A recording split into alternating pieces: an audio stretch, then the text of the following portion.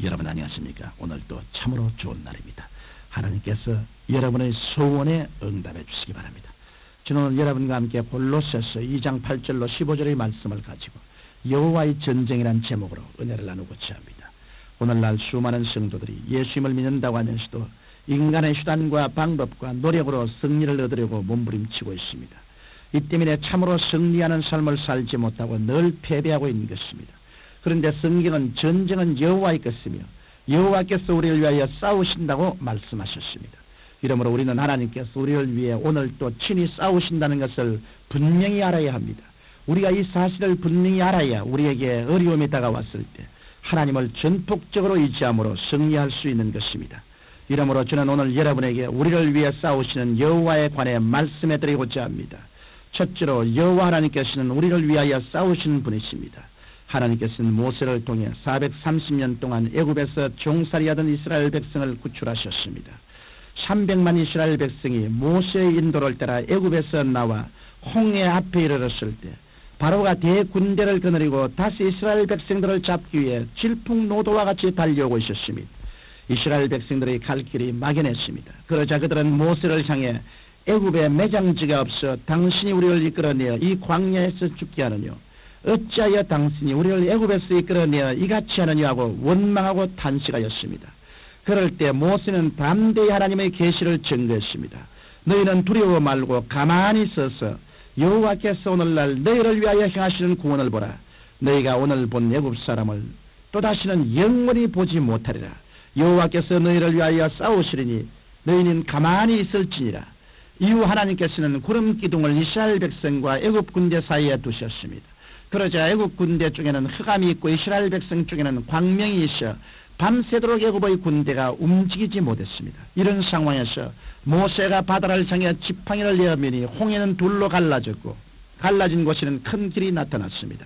그리고 이스라엘 백성들은 그 길을 통해 홍해를 건넜고 이스라엘 백성들을 쫓아 홍해를 건넜던 애굽 군대는 순식간에 다시 홍해가 합하여짐으로 다 수장되고 말았던 것입니다. 여러분, 여호와 하나님과 싸워서 이길 자 누가 있겠습니까? 천지 만물을 지으시고 인간의 생사와 복을 주관하시는 절대 주권자이신 하나님과 싸워 이길 자는 아무도 없습니다. 이 때문에 바로와 그 군대는 야훼 하나님과 맞섰다가 멸망을 당했던 것입니다. 오늘날 또 야훼께서는 우리를 위하여 싸워주십니다. 이러므로 성경 로마서 12장 19절에 너희가 친히 원수를 갚지 말고 인도하심에 맡기라 기록되었으되 원수 갚는 것이 내게 있으니 내가 갚으라고 주께서 말씀하시라고 하시는 것입니다. 이 때문에 우리는 우리 스스로 싸우려고 하지 말고 야훼께서 모든 것을 맡겨야 합니다. 그러면 하나님께서 우리를 위하여 싸워주실 것입니다. 둘째로 구원의 전쟁도 야훼께 속한 것입니다. 아담과 하와의 타락 이후 인간은 죄와 죽음, 마귀와 질병, 저주의 원수들과 혈전을 벌이다가 패전의 패전을 거듭해 왔습니다. 인간은 한 번도 이 전쟁에서 이긴 적이 없었습니다. 그럼 이런 전쟁에서 누가 우리 인간을 구출해 줄 수 있겠습니까? 누가 우리를 위해 싸워줄 수 있겠습니까? 구원의 전쟁은 야훼의 것입니다. 성경 이사야 53장에 보면 이 사실을 분명히 알 수 있습니다. 먼저 성경은 그는 실로 우리의 질고를 지고 우리의 슬픔을 당하였거니라고 말씀하셨습니다. 오늘날 사람들은 질병과 대항하여 피투성이의 싸움을 합니다. 그러나 실상 이 전쟁은 벌써 예수님께서 2000년 전에 싸워 이겨놓으신 것입니다. 성경은 분명히 주님께서 채찍에 맞으심으로 우리는 질병을 청산하셨다고 말씀하셨습니다. 이러므로 질병과의 전쟁은 이미 끝난 전쟁입니다. 남은 것은 우리가 이것을 받아들이느냐 받아들이지 않느냐인 것입니다. 이 사실을 믿지 않는 사람은 패배할 수밖에 없습니다. 그러나 이 사실을 믿고 기도하는 사람은 승리의 기쁨을 누릴 수 있는 것입니다.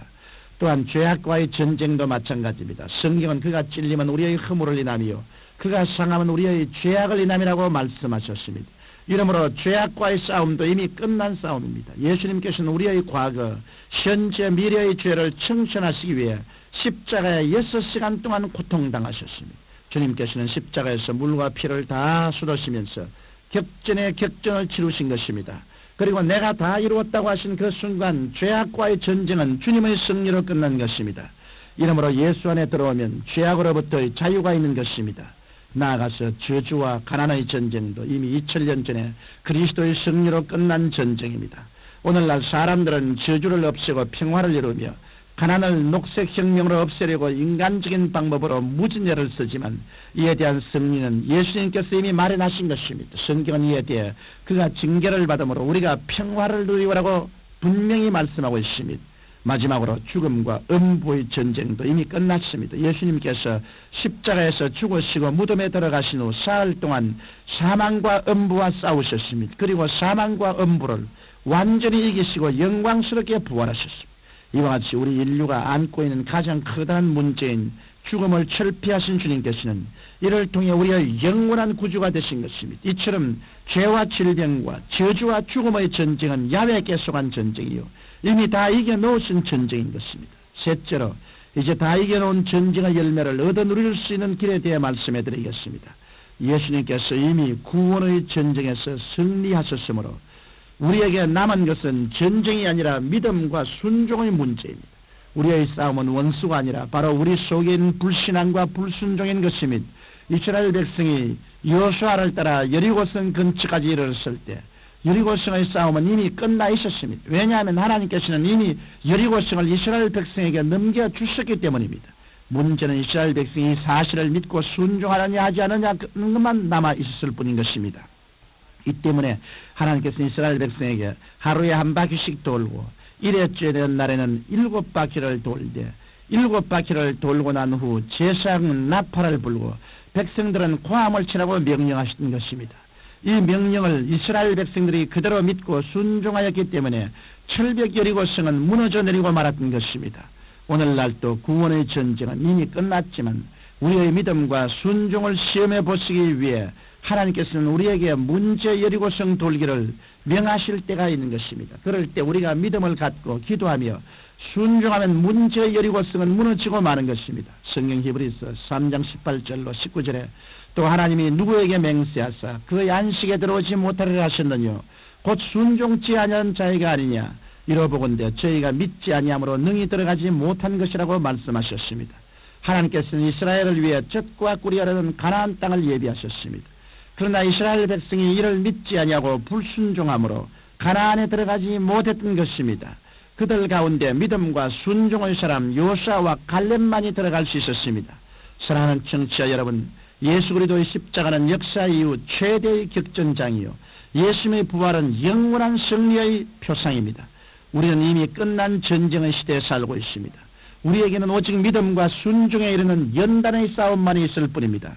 그러므로 여러분은 말씀과 기도를 통하여 하나님이 예비하신 영혼이 잘되고 범사가 잘되며 강건하게 되는 전리품들을 소유하게 되시기를 주님의 이름으로 축원합니다.